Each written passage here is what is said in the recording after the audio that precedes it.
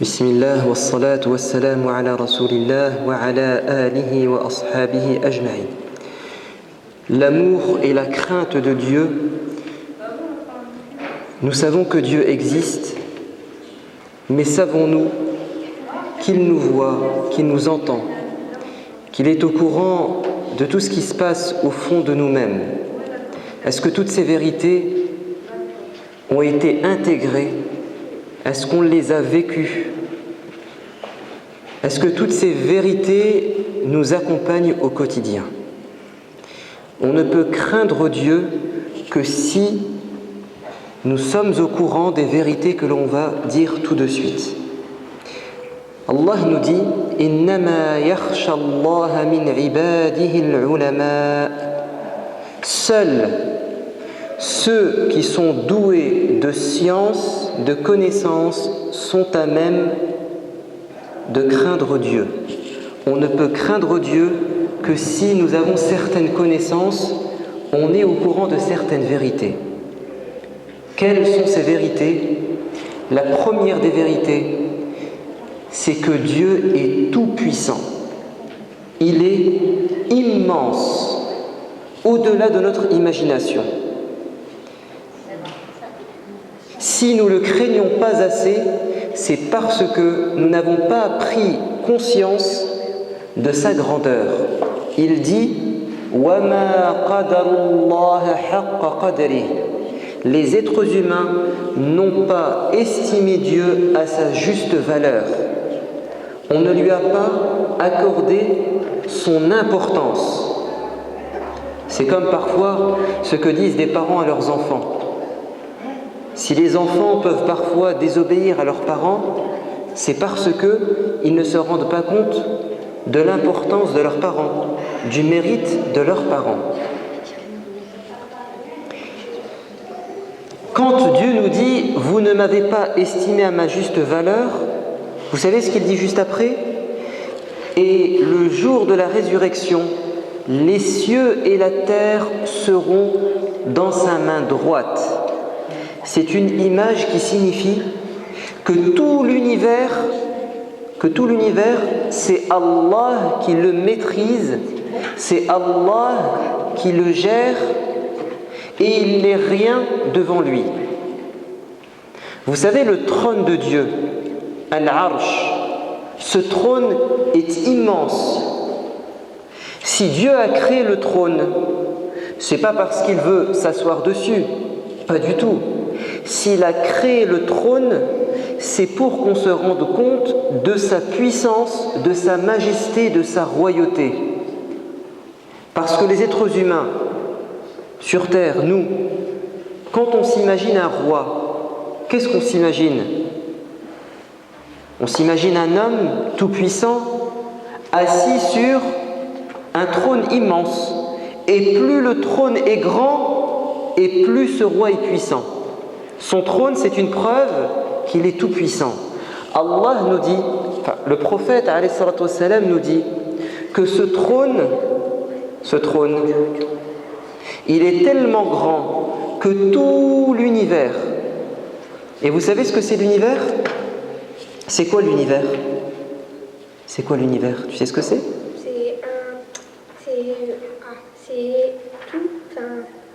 C'est un univers sans fin. C'est un endroit sans fin. Ouais. Écoute bien. L'univers au départ, il n'existait pas. Et ensuite, Dieu l'a créé.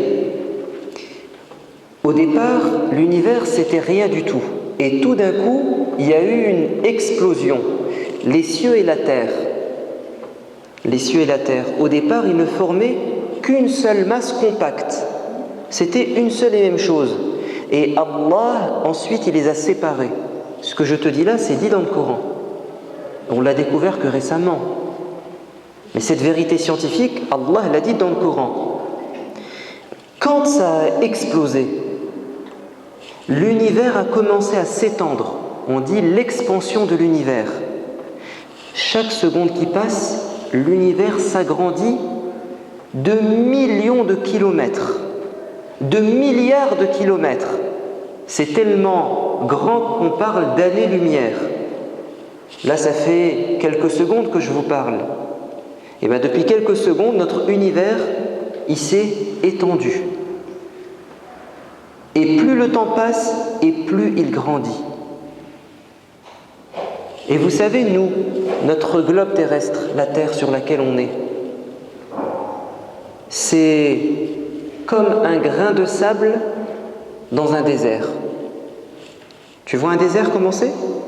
Prends un grain de sable. Il est minuscule par rapport au désert. Nous, notre terre, c'est un grain de sable. Allah nous dit, le trône de Dieu, par rapport à l'univers qui est immense, c'est comme un anneau. L'univers par rapport au trône, c'est comme un anneau que tu jettes dans un désert. Par rapport à son trône. Et vous savez ce qu'il nous dit aussi ? Il nous dit que son trône, le trône de Dieu, il est porté par 8 anges. L'un des anges qui porte le trône, la distance qu'il y a entre le lobe de son oreille, vous savez ça, cette petite chose qui pend ici, là où les femmes accrochent leur boucle d'oreille. Entre le lobe de son oreille et sa clavicule, il y a la distance que l'on parcourt en 70 années. Prends une voiture et roule pendant 70 ans. Tu vois cette distance ? C'est ce qu'il y a entre ça et ça. Alors vous imaginez son corps, il est encore plus grand. Ça, c'est un ange qui porte le trône de Dieu. Donc, est-ce que le trône de Dieu est immense ? Oui. Si son trône est gigantesque, ça signifie que Dieu est encore plus. Donc, qu'est-ce que tu es par rapport à Dieu ? Rien. Mais t'es rien du tout. Mais rien du tout, t'es même pas un microbe. Tu n'existes même pas. Et bien, vous savez, quand on se rend compte que Dieu est immense, on se sent tout petit. Et est-ce qu'on le craint ? Quand il y a un mec qui vient devant toi, il est baraqué, plein de muscles, il est grand, tu as peur. Alors imagine-toi, si tu te tiens debout devant Dieu, comment tu vas te sentir ? Tu voudras être sous terre. Les anges, vous savez les anges, ce sont les soldats de Dieu. Si un roi arrive, avec toute son armée, des gens, des milliers de soldats avec leurs armes, ils viennent devant toi, qu'est-ce que tu fais ? Tu t'enfuis. Tu ne vas pas faire le malin devant des milliers de soldats quand même. Ou sinon, tu es complètement fou. Eh bien, sachez que Dieu, il a des milliards et des milliards et des milliards et des milliards de soldats, ce sont des anges. Les anges ont été créés et ils obéissent à Dieu. Vous savez, les cieux et la terre, l'univers, il n'y a pas un endroit dans l'univers, dans les cieux, si ce n'est qu'il y ait un ange. Cet ange, il est soit debout, en train de prier, soit il est incliné, en train de prier, soit il est prosterné en train de prier, et certains passent leur journée, leur vie à dire Subhanallah, walhamdulillah, wallahu akbar, gloire à Dieu, Ya Allah, tu es trop puissant, tu es trop grand. Il y en a des milliards et des milliards. Vous savez, les cieux, il s'en faudrait peu pour qu'ils s'écroulent, tellement il y a d'anges. Il n'y a pas 1 centimètre sans qu'il n'y ait un ange sur cet endroit. Donc pourquoi est-ce qu'on craint Dieu ? Parce qu'il est immense, gigantesque, parce qu'il a énormément de soldats et que ça doit nous faire peur. On vaut rien. Vous savez, quand Dieu voulait parfois détruire une cité, une ville où il y avait des gens qui se moquaient de Dieu, qui disaient à Dieu « on ne croit pas en toi » ou alors on te désobéit et on n'a pas peur de toi. Ou bien ils disaient à leur prophète, si Dieu il est fort, pourquoi est-ce qu'il ne me fait rien? Dieu il n'est pas capable de me punir. Vous savez ce que faisait Dieu? Parfois il envoyait un ange. L'ange il prend la ville, Roubaix par exemple, vous avez vu la ville de Roubaix? L'ange est capable de la prendre avec son aile. Et il prenait parfois des villes comme Sodome et Gomorrhe. C'était une ville où il y avait des gens très très méchants qui se moquaient de Dieu. L'ange a pris la ville, il l'a soulevée et ensuite il l'a retournée comme une crêpe. Boum! Et les maisons, ils se sont retrouvés à l'envers. Et l'ange, c'est très simple pour lui de faire ça. C'est pas compliqué. Est-ce qu'un ange est immense? Oui. Vous savez l'ange Jibril, Gabriel, vous le connaissez? L'ange Jibril, c'est celui qui transmet la parole de Dieu au prophète. Celui qui a rapporté au prophète Muhammad sallallahu alayhi wa sallam le Coran. C'est l'ange Gabriel. Le prophète a dit, j'ai vu un jour l'ange Gabriel, il couvrait tout le ciel, l'horizon, et il avait plus de 600 ailes.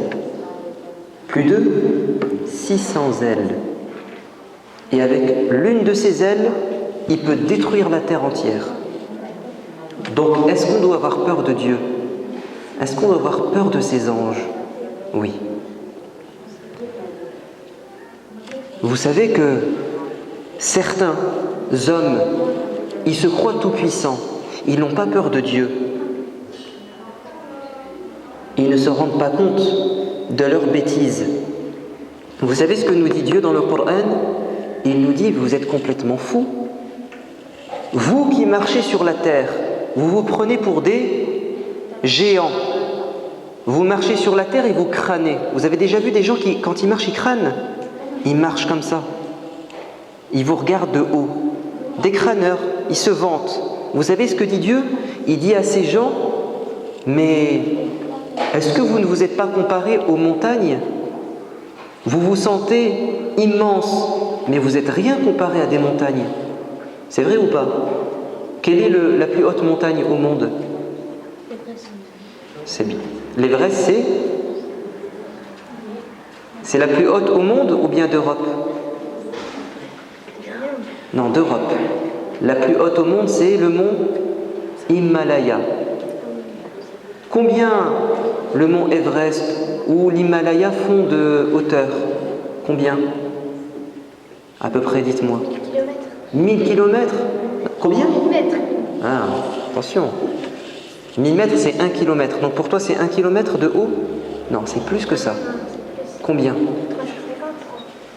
350 kilomètres? T'exagères. Non, à peu près 8 kilomètres. La montagne, elle fait 8 kilomètres de haut. Elle est immense. Si tu te mets en bas de la montagne, t'es rien du tout. Eh bien, Allah, il nous dit, vous là qui vous sentez grand et fort, vous faites les malins sur terre. Jamais vous serez aussi haut que les montagnes. Et ensuite, il nous dit, et les montagnes, elles ont peur de moi. Les montagnes, elles ont peur de Dieu. Elles craignent Dieu. Elles tremblent devant Dieu. Vous savez, parfois, il y a des éboulements, il y a des avalanches. Pourquoi est-ce qu'il y a une avalanche? Pourquoi est-ce qu'il y a un éboulement?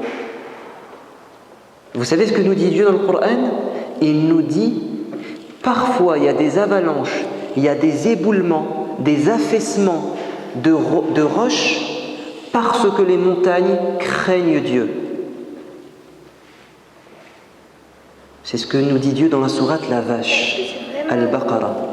Est-ce que c'est vraiment vivant des montagnes? Oui, les montagnes sont vivantes.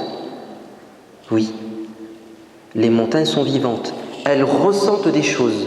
Un jour, le prophète Muhammad sallallahu alayhi wa sallam, il était assis sur la montagne de Uhud et elle a commencé à trembler. Il lui a dit, calme-toi, car il y a sur toi un prophète, c'était lui, un siddiq, un homme honnête et véridique, c'est Abu Bakr, et 2 martyrs. Omar et Uthman. Et il a dit, la montagne de Uhud nous aime et nous on l'aime. La montagne, elle peut aimer quelqu'un et elle peut détester quelqu'un. Elle peut être triste.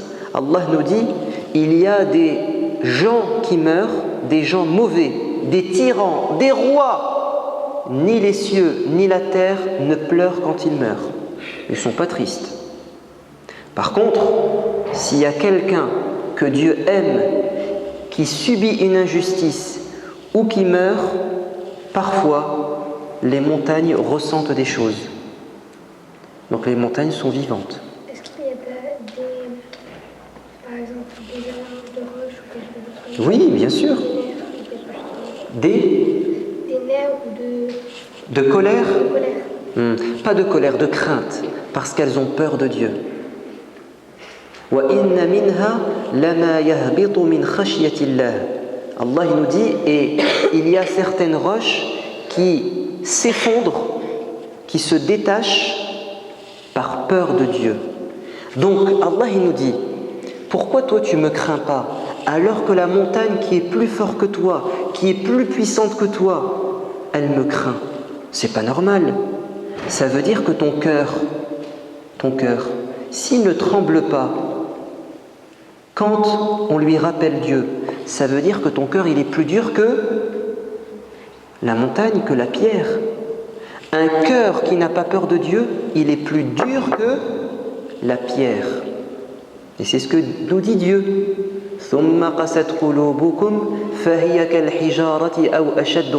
Puis vos cœurs sont devenus durs comme la pierre, voire même parfois votre cœur est devenu plus dur que la pierre, parce que certaines pierres, elles tremblent, mais ton cœur il tremble pas.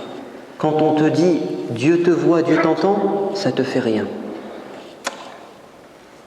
Tu es plus dur qu'une montagne. La première des vérités pour craindre Dieu, c'est de savoir qu'il est immense, il est gigantesque et qu'il a plein d'anges qui sont à son service. Et que Dieu peut très bien demander à un ange de faire du mal à un être humain. On devrait avoir peur de ces soldats. Et on doit savoir également que les montagnes craignent Dieu. La deuxième vérité, c'est que Dieu est au courant de tout ce que l'on fait et tout ce que l'on dit. Vous savez ce que dit Dieu dans le Coran? Il nous dit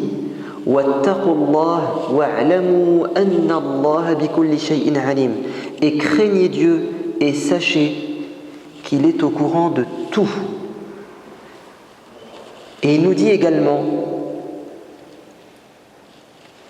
il est au courant de tout, même de ce que vous vous dites au fond de vous-même. Si toi maintenant là, pendant que je te parle, tu te dis quelque chose dans la tête, par exemple tu te dis, mais qu'est-ce qu'il nous raconte lui? Il dit n'importe quoi. Est-ce que je peux le savoir? Non. Pourquoi? Parce que ça se passe dans ta tête. Si tu regardes ton copain et tu dis dans ta tête, tout à l'heure, je vais lui faire un croche-pied. Est-ce qu'il peut le savoir? Non. Il ne peut pas être au courant. Parce que ça s'appelle des pensées. Ça se passe au fond de toi-même. Mais Dieu, lui, il est au courant de tes pensées. Ce que tu te dis dans la tête, il le sait. Rien ne lui échappe. Il sait ce qu'il y a dans nos poitrines, c'est-à-dire ce qui se passe au fond de nous-mêmes. Il nous dit dans la sourate l'étoile, An-Najm, nous avons créé l'homme, وَلَقَدْ خَلَقْنَا الْإِنسَانَ وَنَعْلَمُ مَا تُوَسْوِسُ لَهُ بِهِ نَفْسُهُ وَنَعْلَمُ مَا تُوَسْوِسُ بِهِ نَفْسُهُ. Et nous savons ce que sa personne lui dit, ce qui se passe dans sa tête et son cœur. Et nous sommes plus près de lui que sa veine jugulaire. Est-ce que vous savez ce qu'est une veine jugulaire? Oui? C'est la grosse veine du corps qui lie au cœur. C'est bien, exactement. C'est la veine qui lie le cœur au cerveau. Et elle passe par la gorge. Exactement. Ça s'appelle la veine jugulaire. Allah il nous dit, je suis plus proche de toi que ta veine jugulaire. Ta veine, elle est juste à côté. Allah il est encore plus proche de toi. Ça veut dire quoi, Allah il est proche de toi? Il est à l'intérieur de toi-même. Non, ça ne veut pas dire il est à l'intérieur. Ça veut dire qu'il est au courant de tout ce qui se passe en toi. C'est ça que ça signifie. Ça ne veut pas dire qu'il est dedans, dans toi. Non, ça signifie qu'il est tellement proche de toi qu'il sait ce qui se passe à l'intérieur. Et vous savez ce qu'il nous dit aussi, juste après. مَا يَلْفِظُ مِنْ قَوْلٍ إِلَّا لَدَيْهِ رَقِيبٌ عَتِيدٌ. À chaque fois que tu vas prononcer une parole, maintenant c'est plus des pensées, ce sont des paroles. Il y a un ange à côté de toi qui écrit ce que tu as dit. À notre droite, on a un ange. Et à notre gauche, on a un ange. Ces anges ne nous quittent jamais. Ils sont toujours là. Quand tu parles, il écrit. Quand tu dis un gros mot, il écrit. Quand tu dis une bonne parole, quand tu dis merci à tes parents, il écrit. Tout est enregistré. Rien ne disparaît. Ce que tu dis de bien et ce que tu dis de mal. Ce que tu fais comme bonne action et ce que tu fais comme... Ça te fait pas peur, ça? Si on te disait, il y a quelqu'un qui est derrière toi, il te surveille, il te filme, tu tiendrais à carreau, tu ferais plus de bêtises. C'est vrai ou pas? Mais c'est la réalité. On a 2 anges qui écrivent tout. Mais vous savez, c'est parce qu'en fait, on ne s'en rend pas compte. On oublie. C'est pour ça que si on veut craindre Dieu, on doit se souvenir qu'il nous voit, qu'il nous entend et qu'on a des anges qui enregistrent tout. Vous savez ce qui s'est passé hier? Chez nous, dans le Valenciennois, un chauffeur de bus est descendu et il a oublié de prendre la caisse, c'est-à-dire l'argent. Parce que quand tu rentres, tu paies tes tickets. Vous savez ce qu'a fait un jeune musulman avec ses copains? Il a remarqué que le chauffeur n'a pas pris l'argent. Il est descendu, le chauffeur. Il est parti et il a volé l'argent de la caisse. Et il a pris les tickets et les a distribués à ses copains. Et il s'est sauvé. Mais qu'est-ce qu'il a oublié? Il a été vu. Il y a une caméra dans un bus. Ah oui. Et qu'est-ce qu'on fait la direction? Qu'est-ce qu'a fait la direction? C'est très simple. Le soir, ils prennent la bande, l'enregistrement, et ils visionnent. Puis à un moment donné, ils voient le petit bougnoul. Ben oui. Le petit fauteur de troubles, le petit arabe qui vole en plein ramadan. En plus. Mais même avant et après le ramadan, c'est aussi grave. C'est grave, mais c'est encore pire. C'est encore pire, pourquoi? Parce que on est censé, durant le jeûne, savoir que Dieu nous voit. Mais évidemment, parce que quand je jeûne, qu'est-ce qui m'empêche de boire et de manger? Est-ce que c'est mes parents? Ah non, parce que je peux me cacher et boire un verre d'eau. Qu'est-ce qui m'empêche de boire et de manger pendant le jeûne? C'est que Allah me voit, c'est tout. Et bien lui, ce bébête, stupide comme il boit pas, il mange pas, mais il vole. Et après, quand ils lui disent « Viens ici, viens », est-ce que c'est toi qui as fait ça? Qu'est-ce qu'il dit? Non, Wallah, c'est pas moi. Non, mais avant de lui dire « On a la preuve », ils se disent que peut-être il va regretter, peut-être qu'il va reconnaître ses erreurs, mais il s'entête. « Wallah, c'est pas moi. Je te jure, sur la tête de je ne sais trop qui, c'est pas moi qui ai fait ça. » Et quand on lui sort la cassette, qu'est-ce qu'il fait là? Il pleure. C'est pas de ma faute. Excusez-moi, pardon. Mais c'est trop tard. Et bien vous savez ça va se passer devant Dieu. Allah, il va nous recréer et on sera debout devant lui. Et il va nous dire, tel jour, t'as fait une bêtise. Je t'avais dit de ne pas faire du mal à tes parents. Tes parents t'avaient dit de ne pas sortir le soir, de ne pas traîner avec ses mauvais copains, de ne pas voler, de ne pas toucher à la cigarette et à la drogue, de ne pas frapper ton petit frère ou ta petite sœur, de ne pas tricher à l'école. Tes parents, ils t'avaient dit ça. Et moi, je t'avais interdit, je t'avais demandé d'obéir à tes parents. Qu'est-ce que vont dire certaines personnes? Ils vont dire, Ya Allah, j'ai jamais fait ça. C'est pas vrai. Moi j'ai fait ça. Non. Allah, il va dire, ah bon, je mens. Bouge pas. Je vais te ramener des témoins qui vont nous dire exactement ce que tu as fait. Et Allah va fermer la bouche de la personne. Il va la rendre muette. Il ne peut plus parler. Il a assez parlé. Maintenant tu te tais. Et qui va parler? Non. Sa main, elle va parler. Sa main, elle va dire, ouais, tel jour, j'ai frappé un tel. Tel jour, j'ai volé. Non, sa main, elle va parler. C'est un miracle. Allah va dire à la main, parle. Ses jambes vont parler. Ils vont témoigner contre lui. Les jambes vont dire, oui, ya Allah, tel jour, je suis parti en boîte de nuit. Tel jour, je suis rentré le soir dans la maison de mon voisin et je lui ai volé quelque chose. Je suis rentré dans la salle du professeur quand il était dans la cour et j'ai volé quelque chose. J'ai volé dans le sac de la grand-mère. J'ai volé dans le magasin. J'ai fait ça. Et ensuite, Allah va redonner la parole à la personne et il va regarder ses mains et ses pieds et va dire « Malheur à vous, si j'ai menti, c'était pour que vous ne soyez pas brûlés par le feu de l'enfer. J'ai voulu vous protéger. » Et les pieds et les mains vont dire « Quand tu étais sur terre, c'était toi qui nous commandais. Mais aujourd'hui, c'est Allah qui commande. On t'a balancé parce que c'est lui notre maître. Nous, on ne voulait pas faire ça sur terre, mais c'était toi notre maître sur terre. Aujourd'hui, c'est lui le maître. » Ce que je viens de vous dire, c'est Allah qui nous le dit dans le Coran. C'est lui qui nous dit que ça va se passer. Et tu as raison, les anges aussi, ils seront là pour témoigner. Vous savez ce que font certaines personnes? يَسْتَخْفُونَ مِنَ النَّاسِ وَلَا يَسْتَخْفُونَ مِنَ اللَّهِ إِذْ يُبَيِّتُونَ مَا لَا يَرْضَى مِنَ الْقَوْلِ. Allah, il nous dit à certaines personnes, ils se cachent des yeux des gens.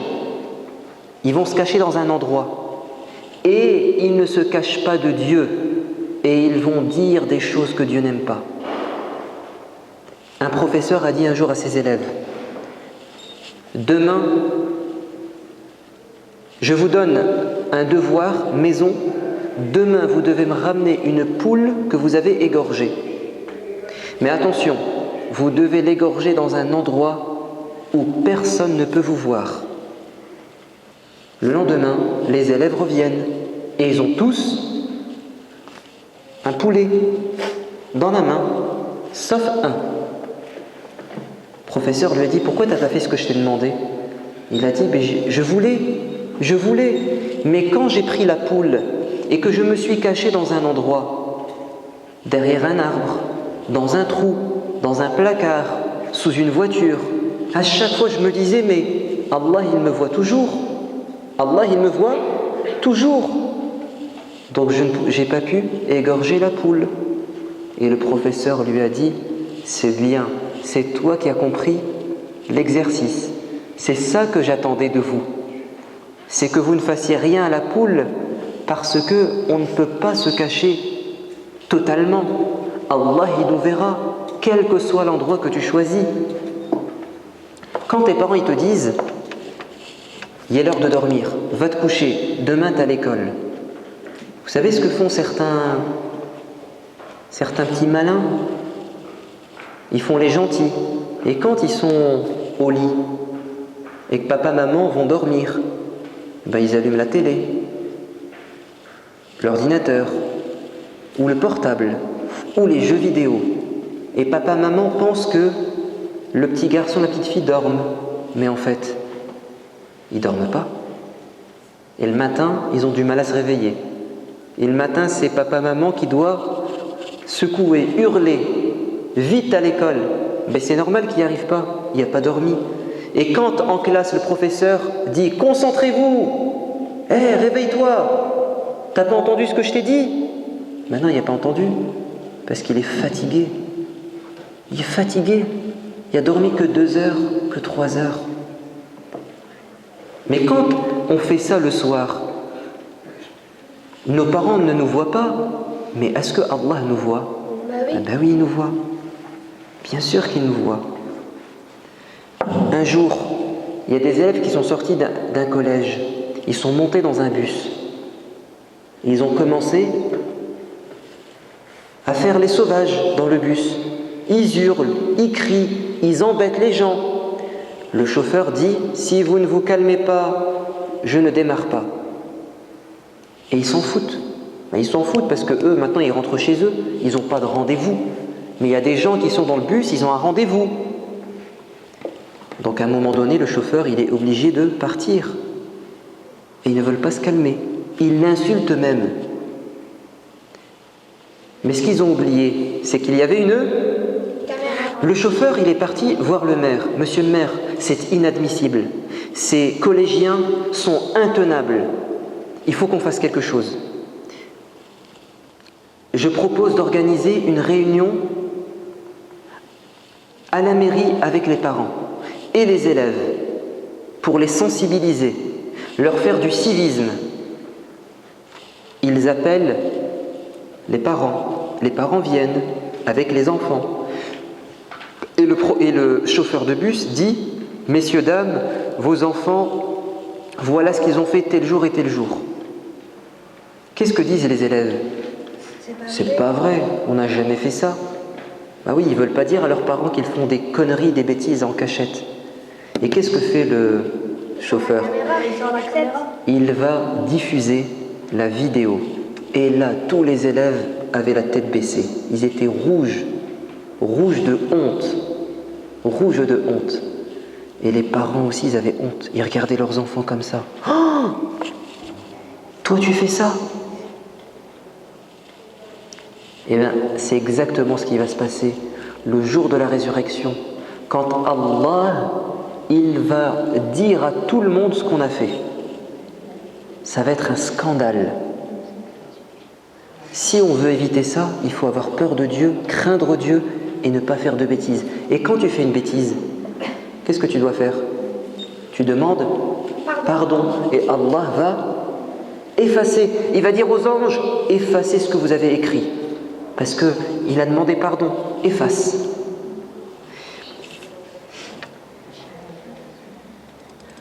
Un jour, un jeune homme est parti voir un savant, un imam. Il lui a dit, s'il te plaît, j'ai envie de faire une bêtise. Est-ce que je peux la faire? Donne-moi l'autorisation de faire une bêtise. Il lui a dit, écoute, il n'y a pas de problème. Je peux t'autoriser à faire un péché, mais à condition que tu fasses ce péché dans un endroit où Dieu ne te verra pas. Il lui dit, c'est impossible. Il lui a dit, alors, fais ce péché dans un endroit qui n'appartient pas à Dieu. Mais il a dit, mais toute la terre appartient à Dieu.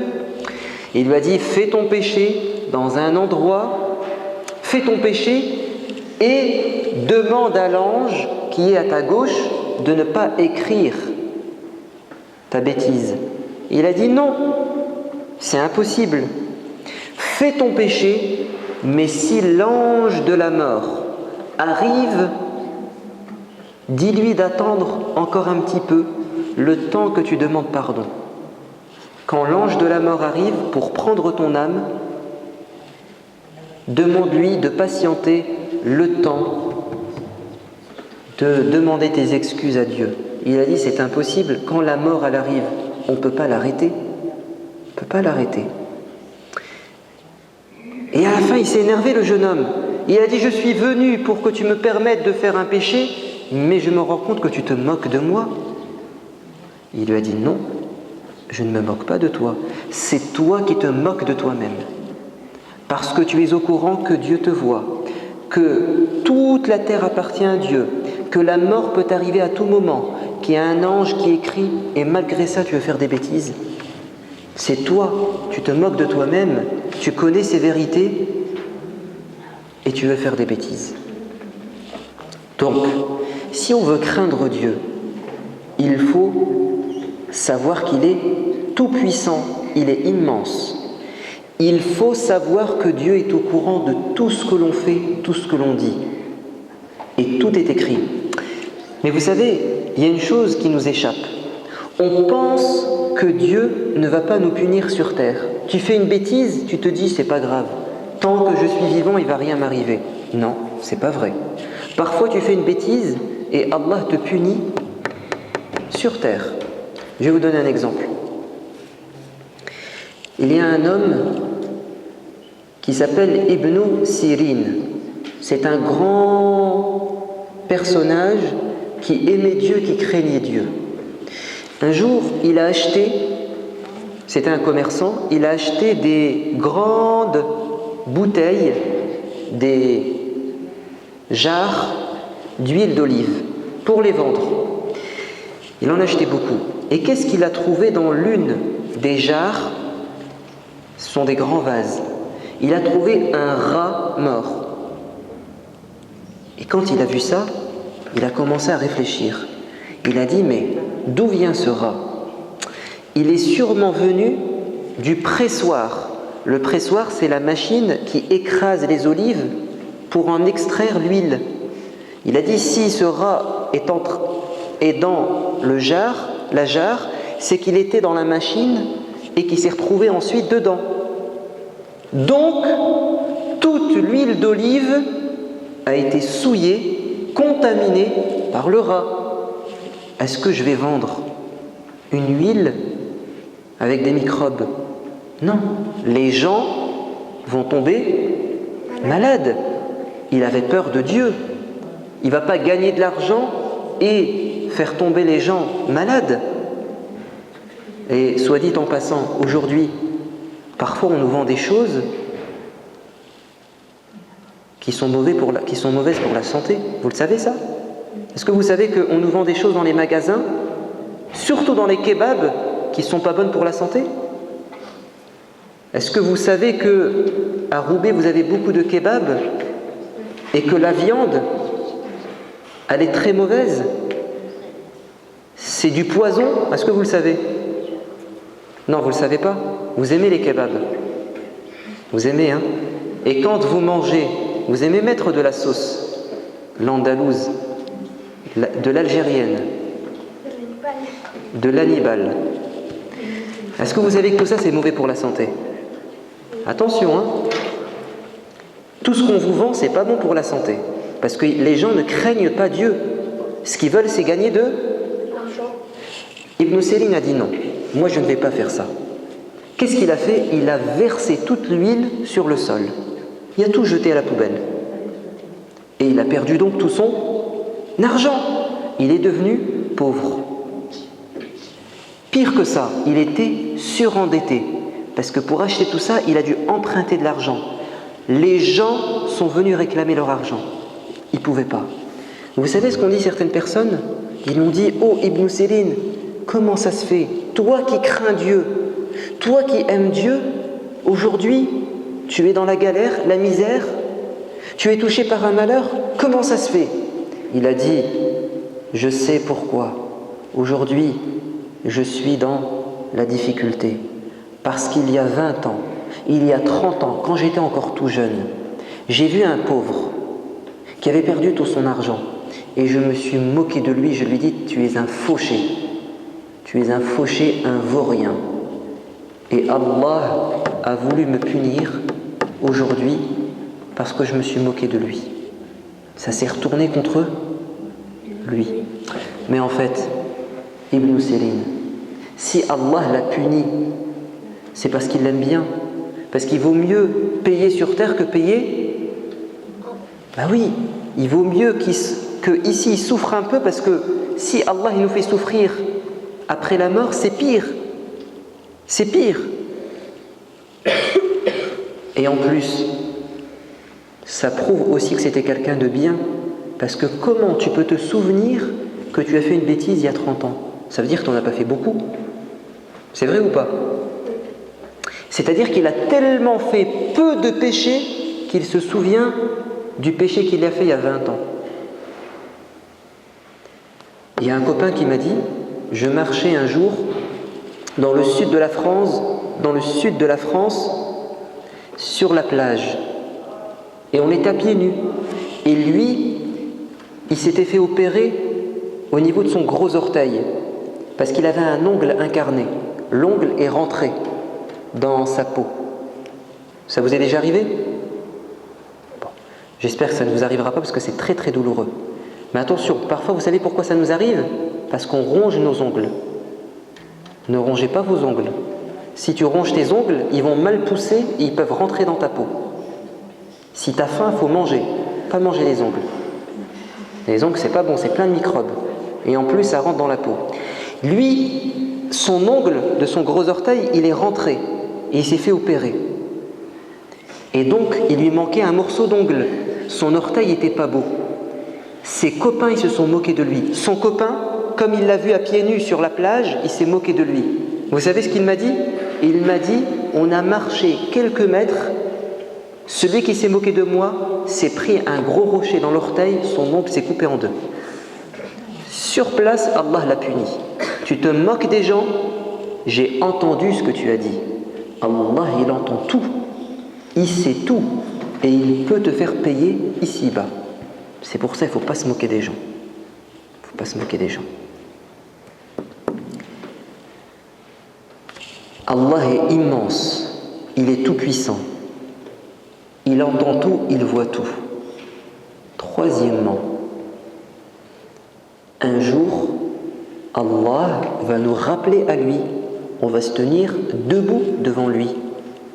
Ça devrait nous faire peur. Wattaqullah wa'lamu annakum ilayhi tuhsharun. Craignez Dieu et sachez qu'un jour vous serez rassemblés vers lui. وَاعْلَمُوا أَنَّ اللَّهَ يَعْلَمُ مَا فِي أَنفُسِكُمْ فَاحْذَرُوهُ. Sachez que Dieu est au courant de ce que vous faites. Redoutez-le donc. وَاتَّقُوا اللَّهَ وَاعْلَمُوا أَنَّكُمْ مُلَاقُوهُ. Craignez Dieu et sachez que vous allez le rencontrer un jour. Ça devrait nous faire peur. Parce que, est-ce que se tenir debout devant Dieu, c'est facile?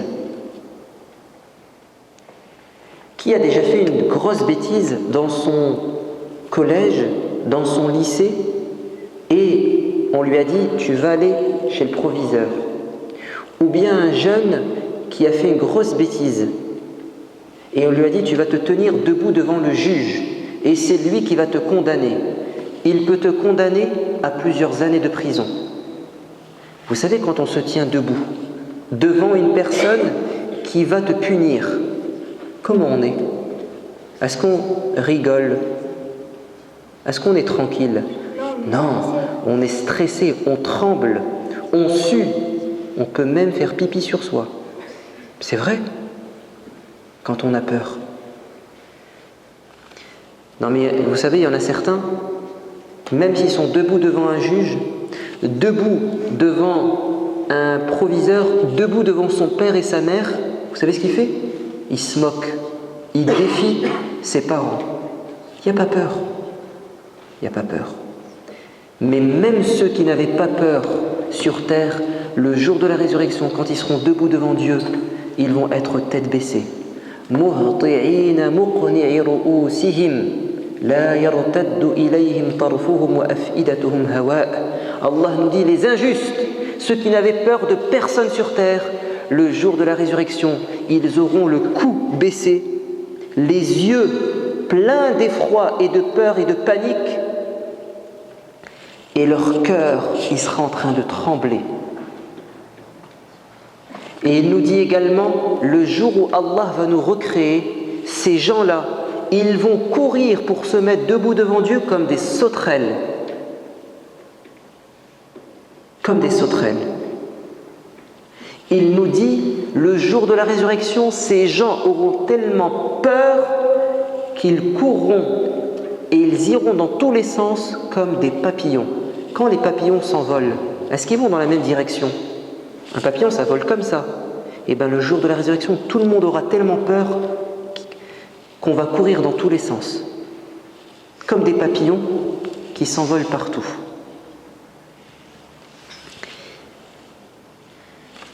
Debout, les gens auront peur. Ils auront tellement peur qu'ils vont trembler, qu'ils vont suer. Parce qu'il fera chaud et les gens auront peur. Il fait chaud aujourd'hui. Mais est-ce que vous pensez que la chaleur de l'au-delà sera comme ça? Pire. Rien à voir.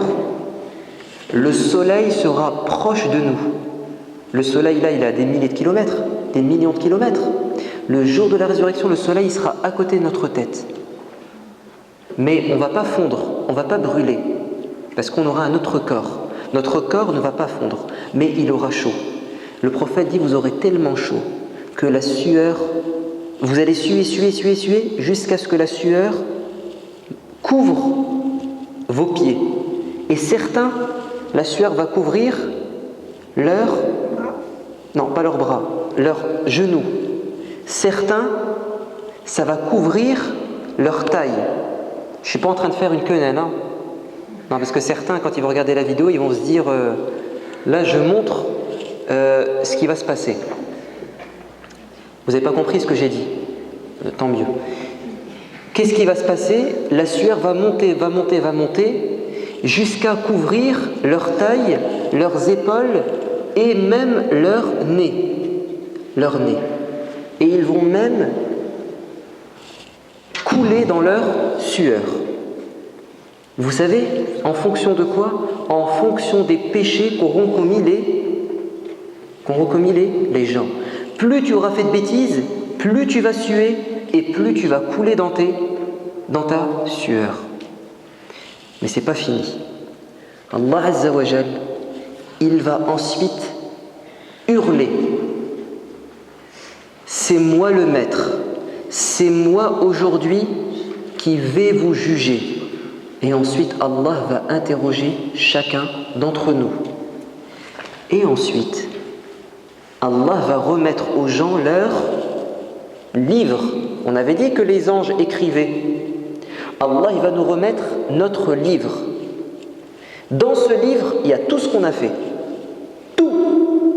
Et vous savez, les gens qui auront fait beaucoup de mal sur terre, ils vont prendre leur livre, l'ouvrir et ils vont pleurer. Ils vont dire « Malheur à nous !» Dans ce livre, tout est écrit, même les plus petits détails. La yughadiru saghiratan wala kabiratan illa ahsaha.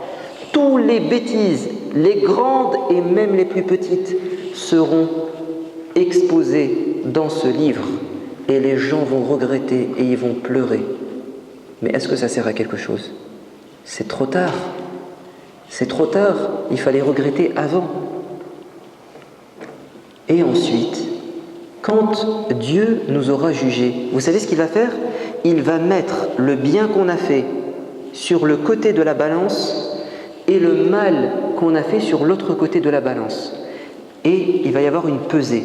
Si tu as fait plus de mal, ça va pencher du mauvais côté. Si tu as fait plus de bien, ça va pencher du bon côté. Si ça penche du mauvais côté, est-ce que c'est bon signe?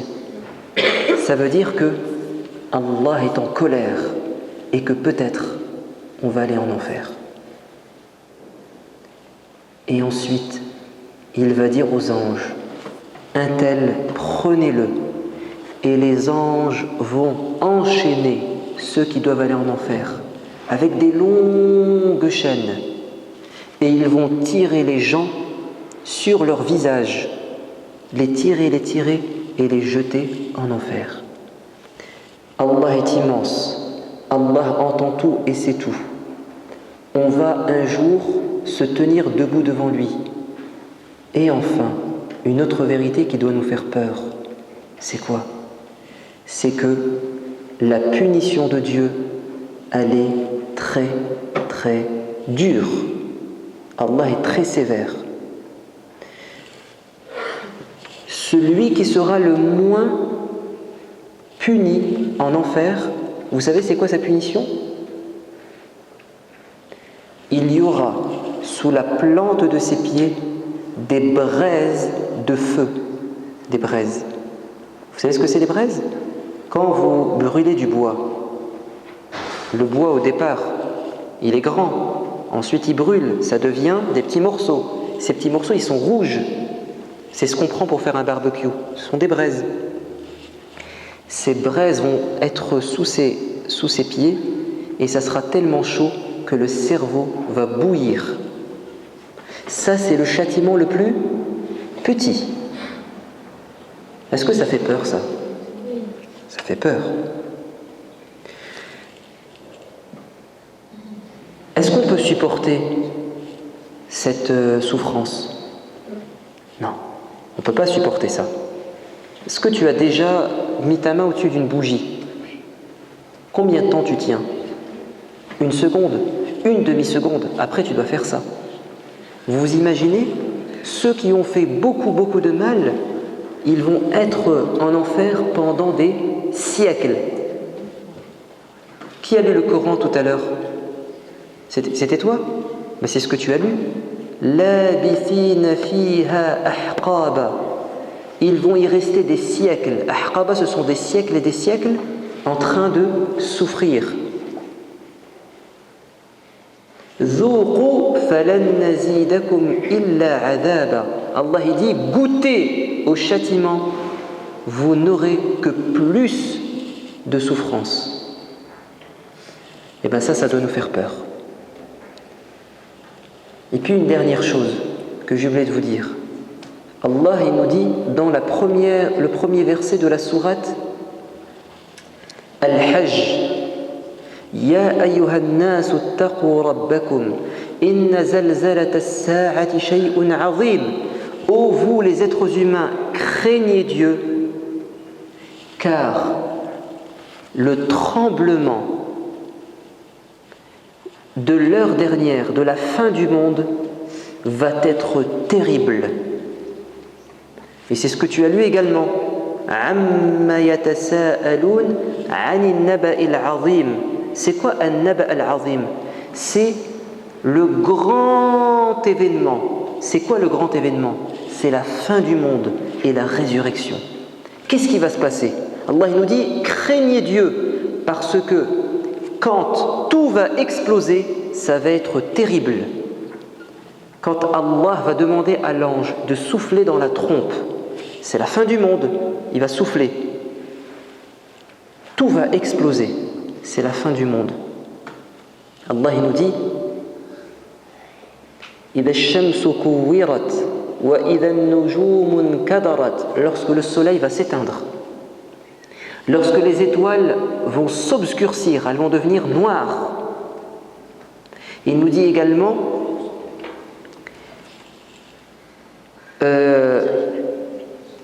وَإِذَا الْبِحَارُ سُجِّرَتْ. Lorsque les océans vont entrer en ébullition.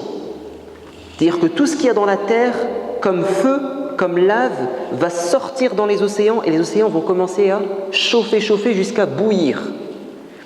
Il nous dit également وَإِذَا الْجِبَالُ سُيِّرَتْ.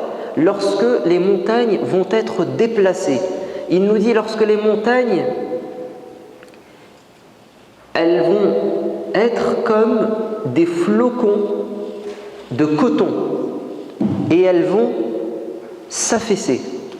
Elles vont s'effondrer, tellement il va y avoir de grosses secousses. Et vous savez comment vont être les gens ce jour-là? Allah nous dit يَوْمَ تَرَوْنَهَا تَذْهَلُ كُلُّ مُرْضِعَةٍ عَمَّا أَرْضَعَتْ. Toutes les femmes qui auront des bébés et qui donneront à boire à leur bébé, elles donneront le sein à leur bébé, qu'est-ce qu'elles vont faire? Tellement elles auront peur, elles vont jeter leur bébé. Est-ce qu'une maman peut jeter son bébé? C'est impossible. Au contraire, une maman va défendre son bébé. Mais ce jour-là, tellement les gens auront peur qu'ils vont perdre la tête et la femme va jeter son bébé, elle va se sauver. Elle ne va pas penser à son bébé, elle va penser à elle. Allah il nous dit également que toutes les créatures qui ont un bébé dans le ventre, les animaux ou les êtres humains, les mamans qui sont enceintes, tellement elles vont avoir peur qu'elles vont faire des fausses couches. Le bébé va sortir. Tellement elles vont avoir peur. Et les gens auront tellement peur qu'ils vont marcher en titubant comme s'ils étaient ivres, saouls, comme s'ils avaient bu. Ils auront peur que leur tête elle va tourner et ils vont marcher comme ça. Tout ce qu'on vient dire depuis le début, que Dieu est immense, que Dieu est au courant de ce que l'on fait, que tout est enregistré et qu'on va rendre des comptes, que Dieu peut être très dur quand il punit, tout ça, ça doit nous pousser à craindre Dieu. Et quand on craint Dieu, qu'est-ce qui se passe? Quand on a peur de Dieu, qu'est-ce que ça veut dire? Un musulman a peur de Dieu, ça veut dire quoi? Ça veut dire qu'il reste caché chez lui, il ne sort plus? Est-ce que c'est ça quelqu'un qui a peur de Dieu? Mais non, pas du tout. C'est ça. Une personne qui craint Dieu, c'est quelqu'un qui va tout faire pour ne pas mettre Dieu en colère. Il ne veut pas désobéir à Dieu. Au contraire, il veut lui faire plaisir. Bon, maintenant on va parler d'autre chose. On a dit qu'il fallait avoir peur de Dieu. Mais Allah, vous savez ce qu'il nous demande? Il nous demande aussi de l'aimer. Est-ce que tes parents, ils te demandent d'avoir peur d'eux? C'est tout. Ils te demandent aussi de les aimer. Allah, il veut qu'on l'aime. Dis-moi. Coucou. Dis-moi.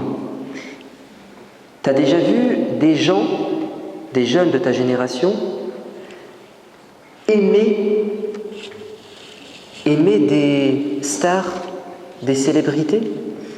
Tu as déjà vu? Oui. Oui. Bon. Quand on aime une célébrité, une star, comment les gens expriment leur amour? Un jeune, quand il aime une star, qu'est-ce qu'il fait? Il essaye de faire comme... Exactement. Il essaie de lui ressembler. C'est ça? Oui. Est-ce qu'il aimerait bien rencontrer sa star? Oui. C'est son rêve. Est-ce que il apprécie quand on dit du mal de sa star? Non, au contraire, il va la défendre. Il va se mettre en colère. Pourquoi est-ce qu'on aime une star? Je vais te dire. On aime une star parce qu'on l'admire. On l'admire. Elle chante bien, il joue bien au foot, il est fort, il est beau. C'est ça, généralement. Oui ou non? Est-ce qu'on aime Dieu plus ou comme les stars? Un milliard de fois plus. On devrait, mais la réalité c'est quoi? La réalité c'est que les jeunes, ils aiment plus les stars, les célébrités, que Dieu. Pourquoi? Parce qu'ils voient la célébrité, ils ne voient pas Allah, ils ne voient pas ça. D'accord. Ils aiment plus les stars parce qu'ils les voient et ils ne voient pas Dieu. C'est ça? C'est très bien. Tu as raison. Dis-moi, il y a 3 raisons qui expliquent qu'on peut aimer quelqu'un. Tu aimes quelqu'un parce qu'il t'a fait du bien. Si quelqu'un, chaque jour, te faisait un cadeau, chaque jour, il te ramène un cadeau, est-ce que tu vas l'aimer? Évidemment. Si une personne, chaque semaine, te donne 100 €, tu vas l'adorer. Parce qu'il t'a fait du bien. C'est vrai ou pas? Mais pourquoi est-ce que certains n'aiment pas leurs parents? Pourtant, leurs parents leur font du bien. Pourquoi est-ce qu'ils les aiment pas? Pour justement leur bien, ils leur font quelque chose qu'ils n'apprécient pas forcément. Qu'ils n'apprécient pas, parce que leurs parents leur mettent des limites et ils n'apprécient pas ces limites. On aime quelqu'un parce qu'on l'aime. On aime quelqu'un parce qu'il nous a fait du bien. On aime quelqu'un parfois pas parce qu'il nous a fait du bien, comme les stars. Est-ce que les stars nous font du bien? Non. Est-ce que le joueur de foot il me fait du bien? Non. Pourtant, je l'aime le joueur de foot. Pourquoi je l'aime? Parce que je l'admire. C'est ça? Parce qu'il joue bien au foot. Et j'aimerais bien jouer aussi bien que lui, je l'aime. Mais lui, il s'en fout de moi. Est-ce que le joueur de foot, il t'aime bien? Il ne connaît même pas. Il ne nous connaît même pas. D'accord. On aime quelqu'un parfois pas parce que il nous fait du bien, pas parce qu'on l'admire, mais parce que il fait partie de notre famille. J'aime mon cousin tout simplement parce que c'est mon cousin, même s'il ne m'a jamais fait de bien et je ne l'admire pas. Mais je l'aime parce qu'il fait partie de ma famille. C'est un amour naturel. Eh bien écoutez bien, on aime Dieu parce que Dieu, c'est celui qui nous a fait le plus de bien. On aime Dieu parce que Dieu, c'est celui qui est parfait. Si tu aimes le footballeur parce qu'il est fort, Dieu est plus fort que lui. Si tu aimes telle personne parce qu'elle est belle, Dieu est plus beau. Si tu aimes telle personne pour n'importe quelle raison, sache que Dieu sera toujours meilleur. Et troisièmement, on aime Dieu parce qu'il nous a créés. C'est notre Créateur, c'est un amour naturel. Regardez. Il fait très chaud, on a soif. Un jour, un savant est parti voir un roi. Un roi qui avait oublié Dieu. Il lui a dit: ô roi, si vous vous retrouvez dans un désert et que vous avez extrêmement soif et qu'il n'y a pas d'eau, combien donneriez-vous pour avoir un demi-verre d'eau? Il a dit: je serais prêt à donner la moitié de mes richesses, la moitié de mon royaume, pour boire un demi-verre d'eau. Il lui a dit: très bien. Et si, après avoir bu le demi-verre d'eau, l'eau se coince dans votre vessie, c'est-à-dire qu'en fait, vous avez envie d'aller aux toilettes, de vous vider, mais vous n'y arrivez pas. L'urine est coincée, ça fait mal. Combien donneriez-vous pour être soulagé? Il a dit: je serais prêt à donner la moitié et la deuxième moitié de mon royaume. Regardez ce qu'il a dit. Il a dit: donc, arrête de manger tes ongles. C'est pas bon. Il lui a dit: donc, le demi-verre d'eau, il vaut plus que tout votre royaume. Est-ce que vous avez compris? Il était prêt à donner la moitié de son royaume pour boire un demi-verre d'eau, l'autre moitié pour boire, pour se vider. Il lui a dit: donc, un demi-verre d'eau, c'est plus important et ça a plus de valeur que tout votre royaume. Qu'est-ce qu'il a voulu lui dire? Il a voulu lui dire: Dieu, Allah, c'est lui qui te donne l'eau. Et l'eau, il te la donne gratuitement. Or, l'eau, elle est très précieuse, elle est très importante. Donc, vous devriez, ô roi, remercier Dieu et l'aimer parce qu'il vous donne des cadeaux qui n'ont pas de prix. Allah, il nous a donné de l'eau, il nous a donné la santé, il nous a donné la paix, la sécurité. Vous savez qu'il y a des enfants qui vivent dans des pays où il y a la guerre. Vous savez qu'il y a des enfants qui ne peuvent pas aller à l'école, ils doivent faire des kilomètres et des kilomètres pour aller à l'école. On a de la chance. Il y a des enfants, ils n'ont pas à boire. Ils doivent faire des kilomètres pour ramener un peu d'eau et une eau qui n'est même pas bonne à boire. Et nous, on a tout ça. C'est grâce à qui? C'est grâce à Allah. Donc on devrait l'aimer. Vous savez pourquoi on aime Dieu? Parce que Dieu est bon, il nous pardonne. Quand on fait une bêtise, Allah il nous dit: c'est pas grave, demande-moi pardon et je te pardonnerai. Est-ce que Dieu aime bien quand on demande pardon? Oui. Mais oui, c'est ce qui lui fait le plus plaisir. Allah il dit, le prophète dit plutôt: Dieu est encore plus content quand l'un d'entre vous demande pardon après avoir fait une bêtise qu'un homme qui est sur son cheval, il a pris de l'eau, de la nourriture et son cheval s'est échappé. Il se retrouve tout seul dans le désert. Il sait qu'il va mourir. Il s'appuie sur un arbre et il s'endort. Il se laisse mourir et en se réveillant, son cheval arrive. Comme par miracle. Il est tellement content parce que sa vie est sauvée qu'il lève les mains au ciel et dit: ô Seigneur, je suis ton maître et tu es mon serviteur. En fait, qu'est-ce qu'il voulait dire? L'inverse, il veut dire « Ô Seigneur, tu es mon maître et je suis ton Seigneur ». Mais il était tellement heureux qu'il a fait un lapsus, il s'est trompé, tellement il était heureux. Allah est encore plus heureux que cet homme quand toi, tu fais une bêtise et après tu demandes pardon. Allah est encore plus heureux.